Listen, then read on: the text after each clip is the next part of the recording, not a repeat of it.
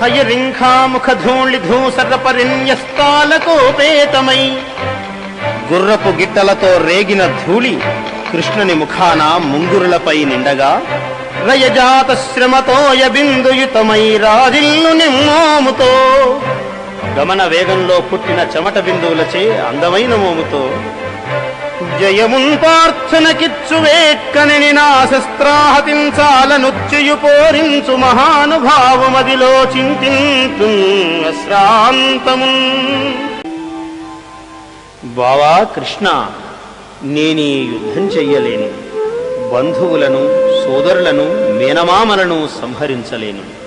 గాంధీవం స్రంసతే హస్త, విల్లు చేజారిపోతున్నది అంటున్న అర్జునుణ్ణి చూచి నవ్వుతూ ఉభయసేనా మధ్యమ క్షోణిలో రెండు సేనల మధ్య భూభాగంలో పరులీక్షింప రథంబు నిలిపి శత్రువులు చూస్తూ ఉండగా రథాన్ని నిలిపాడు కవ్విస్తూ. పరభూపాలావళిని చూపుచున్, పరభూపాలావళిని శత్రు సైన్యాన్ని ఒక్కొక్కరిని పరిచయం చేస్తున్నాడు. ఈతడు దుర్యోధనుడు, ఈతడు దుశ్శాసనుడు, ఈతడు ద్రోణాచార్యుడు, ఈ విధంగా ఒక్కొక్కరిని పరిచయం చేస్తున్నాడు. నిజానికి ఈ పరిచయం అవసరమా? బంధువులైన వారికి వారి బంధువులనే తాను అబంధువై పరిచయం చేస్తున్నాడు శ్రీకృష్ణుడు. అవసరమా? ఇదే శ్రీకృష్ణ మాయాలీల. అవసరం లేని వారిని అవసరమైనట్లుగా పరిచయం చేస్తున్నాడు.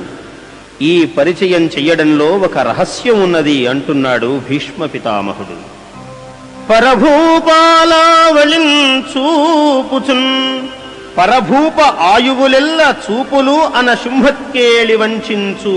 పరభూప ఆయువులెల్ల చూపులు అనేటువంటి ఒక్కసారి ఇదిగో దుర్యోధనుడు, ఇదిగో దుశ్శాసనుడు అని పరిచయం చెయ్యగానే నఖశిఖ పర్యంతము ఒక్కసారి ఇలా చూడగానే వారి యొక్క ఆయువులను ఆయన చూపులతో పీల్చేస్తూ